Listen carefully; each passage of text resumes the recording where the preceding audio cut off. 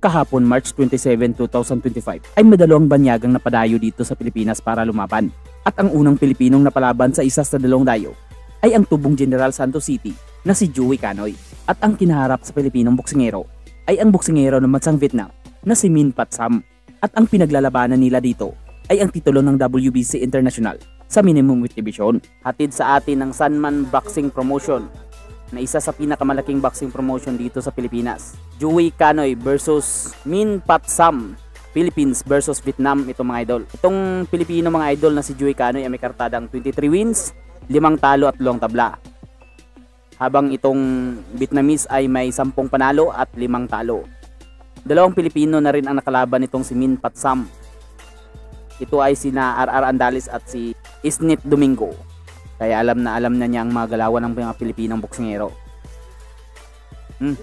Nice counter by Canoy. Kaliwiti ang Pilipino mga idol na si Joey Canoy. Tapos ang Vietnamese ay right-handed. Uy, nice counter by the Vietnamese. Inside fighting ang labanan mga idol. Uy, 1-2 by Canoy. Ang ganda ng 1-2. Accurate ang mga lip straight ni Canoy. Ganda. Ganda ng short upper. Na combo. Ganda talaga ng straight ni Canoy. Ito talagang magpapabagsak ng Vietnamese. Itong lip straight ni Canoy parang napakatulis. Nice upper. Uy, bumawi. Ayaw mo magpatalo ng Vietnamese. May titulo pala ang linalabanan nila mga idol. Ito ay ang titulo ng WBC International sa minimum weight division.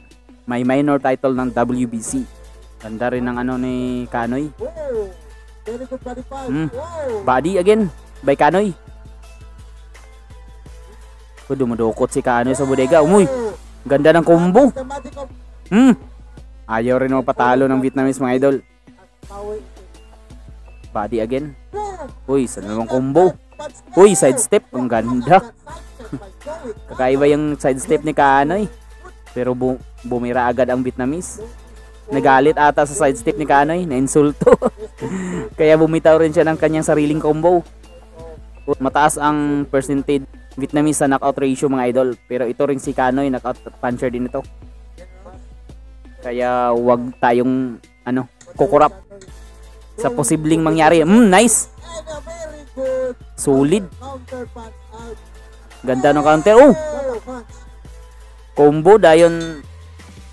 Di kagaya ng ibang boxer na Pilipino is magpapa-corners talaga sa lubin. Hihintay pa na susuntukin sila.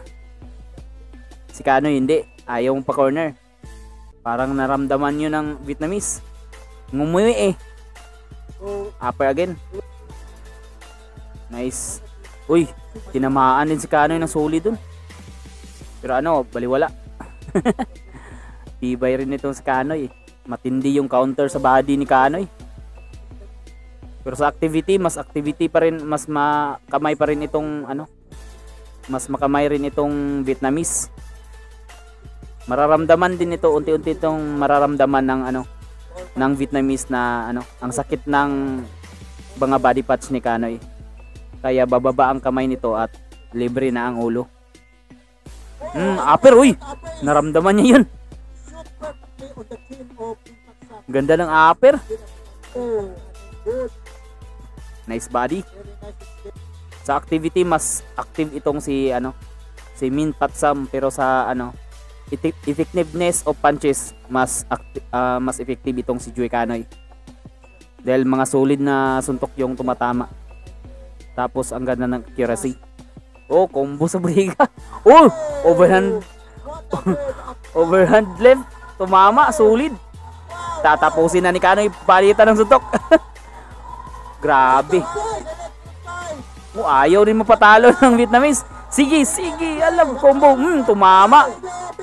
Uy, umamon. Hindi na makatama. Uy, tinigil. Tinigil ng referee Itinigil para ng corner. Itinigil ng corner ng Vietnamese mga idol ang laban. Itinapon na niya ang towel. Panalo ang Pinoy. Sa huli pang segundo. Nagalit nagalit. Galit na galit siya sa kanyang coach. Galit na galit. Gusto nang manakit. Oh, ayaw niya. At ang sumunod na Pilipinong boksingero na napalaban dito ay ang tubong tubod Lanao del Norte na si Nightmare Marlon Tapales. At kinaharap ang isang knockout puncher ng Indonesia na si Junjun Jet. At ang bakbakang ito ay para sa titulo ng WBC International Silver sa Super Bantamweight Division ng Sanman Boxing Promotions. Itong si Marlon Tapales mga idol ay may kartadang 39 wins at 4 na talo. Indonesian boxer mga idol is may kartadang 15 wins, 1 talo at 1 tabla. Hindi rin basta-basta itong boksingero itong si Junjun Jet mga idol kasi isa pa lang ang talo nito. Champ Marlon Tapales ay isang high rated na boksingero kasi unified champion na ito eh. Batak na ito sa laban. Ito ay para sa titulo ng WBC International Silver ng Super Bantamweight Division. Ito pa lang si ang Indonesian boxer mga idol ay may 80% knockout ratio. Hindi dapat magkumpiyansa si Champ Tapales dito. Kasi may kamao itong solido rin. Isang body shot, magandang body shot by Marlon Tapales. Uy! Gumiwang-giwang. Gumiwang-giwang na agad. Ang bigat ng kamao ni Champ Marlon Pero hindi nagpunta dito yan ang Indonesian para humiga sa lona. Kalaban yan mga idol. Kaya tinamaan ng ilang solid na suntok ni Champ Marlon. Hindi pa rin bumabagsak. Grabe ang katawan ni Marlon Tapales mga idol. Batak na batak. Solid na solid. May mga muscles. Parang cobra. Uy!